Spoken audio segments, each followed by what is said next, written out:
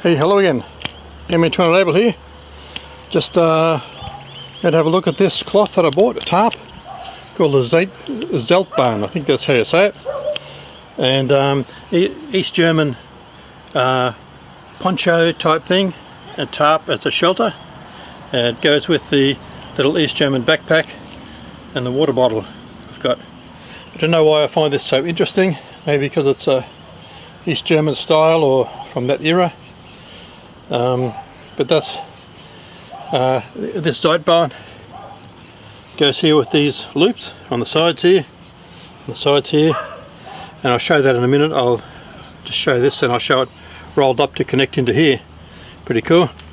But actually, back in this era, these are in the 1950s even, seemed to be the way military equipment was done, even back to World War I, where the soldiers just had a smaller backpack, a water bottle, and possibly a haversack, or what they call bread bag, with some food.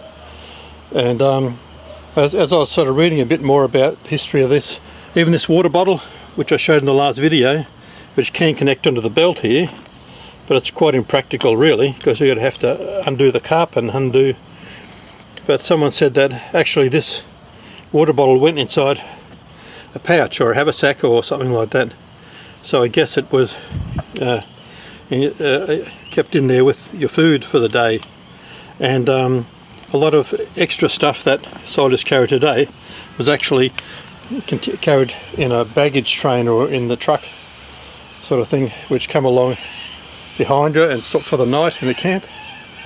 So, but they carried this Zeitbahn.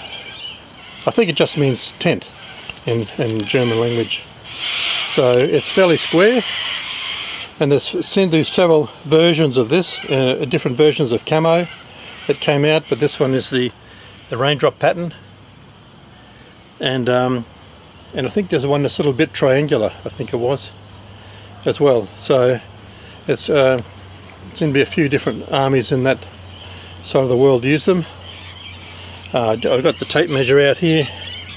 See here, it's only 170 centimeters, or about 5'7", 5'8".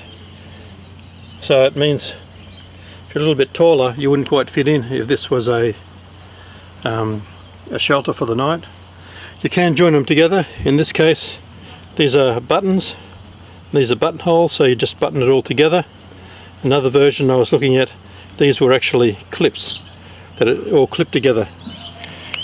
So showing around here, these go all the way around. There's a bigger hole here for where you put the tent peg through if you're making a little tent. This here's the armhole. If you're using it like a poncho, your arm fits through there. There's these loops underneath. This cord here goes around there to the side. I think that's the way the headpiece works. If you're using it as a poncho, you'd pull that together. So I haven't quite worked out how to do it yet. I was trying it. There's a video online that shows a guy putting it on, but it seems a bit I don't know, a bit awkward sort of thing. So underneath here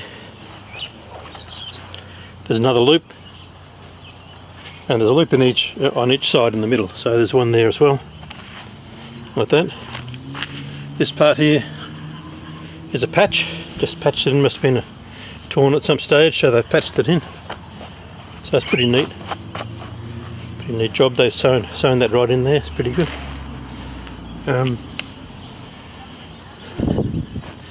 Another little patch there by the look of it.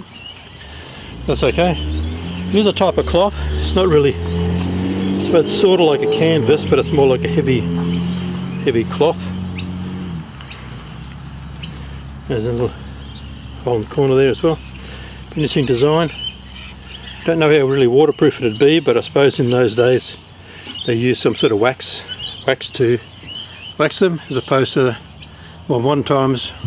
Well, the ponchos were sort of a rubberized type thing where the Brits used, and I think the Americans used them, and it worked more like a cloak. And then you had your poncho liner inside that, and that was just sleeping equipment. And then more recent times it's more of a nylon thing, which I think's sort of better. This is reasonably heavy as well.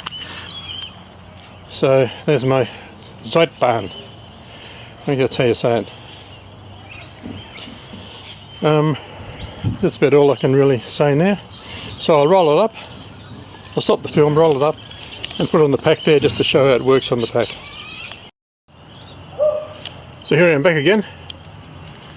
Just got it rolled up now on top of the pack. So the strap goes on the side here, over the top, and down the other side. I had to put a wool blanket. I just got a wool blanket inside here just to pad it out because it didn't sort of fit properly on there. So there's the water bottle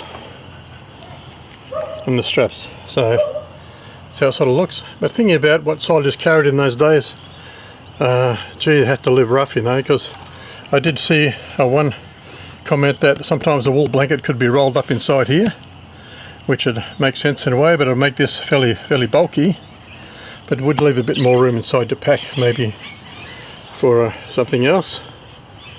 So, but it's a pretty tough, especially in the European environment. This is all they're really sort of carrying.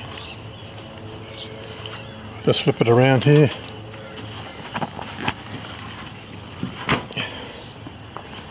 So you can see the strap there, carry handle. Oh, this should be back here a little bit more, I suppose. Maybe a bit neater around the side. And so they have this harness system, which is adequate, but sort of, yeah, a little bit, I don't know. But it seems all well made, this stuff. It seems well stitched with good nylon. As far as I understand, this is a genuine thing from maybe the 1950s or somewhere. It's not a reproduction. But it just makes you wonder, and that's what made it interesting. The gear the soldiers carried. So the rifle.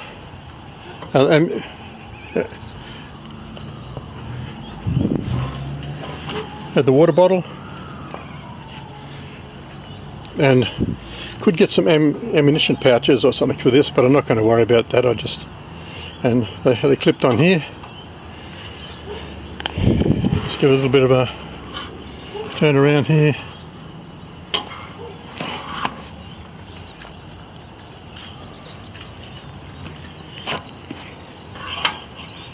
There, so just a little introduction to my Zeitbahn, an East German backpack and a water bottle. Interesting historical feature. I don't know if I'll ever really use it. I don't know if I'd want to, you know, go to town, you know, walk around the city with this little pack or something. Don't know. But anyway, I've just enjoyed having it, reading some of the history of the soldiers and what they carried back in those days. It's quite informative. There we go, it's Airman to Enable. Thanks for watching. Remember, stay ready, stay prepared, stay alert. Endure to the end, especially in these crazy times. Our dollar's dropping even further compared to the US dollar, stock market crashing. Stay in there, hang in there, people. And bye-bye for now.